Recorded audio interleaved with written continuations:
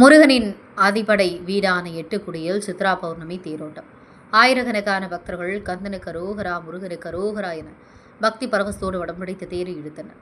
நாகை மாவட்டம் எட்டுக்குடியில் முருகனின் ஆதிபடை வீடு என அழைக்கப்படும் அருள்மிகு ஸ்ரீ சுப்பிரமணிய சுவாமி திருக்கோவிலில் சித்ரா பௌர்ணமி பெருவிழாவை முன்னிட்டு தேரோட்டம் வெகுமரிசையாக நடைபெற்றது.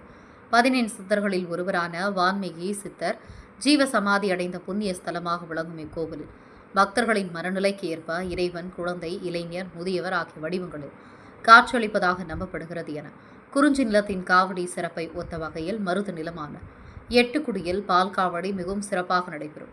அந்த வகையில் இந்த ஆண்டுக்கான திருவிழா கடந்த ஏப்ரல் 22ஆம் தேதி கொடியேற்றத்துடன் தொடங்கி 11 நாட்கள் நடைபெறும்.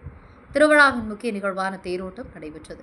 கீழ வீதியில் உள்ள தேரடியிலிருந்து புறப்பட்ட தேர் தெற்கு வீதி, மேல வீதி, வடக்கு வீதி வழியாக நகர்ந்து மீண்டும் நிலையை வந்தடையும்.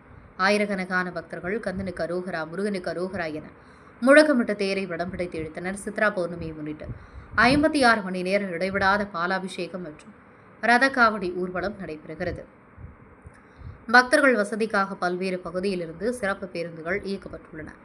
மேலும் பொது சுகாதாரத்துறை சார்பில் மருத்துவ முகாம்கள் மற்றும் குடிநீர் வசதிகள் செய்யப்பட்டிருந்தன.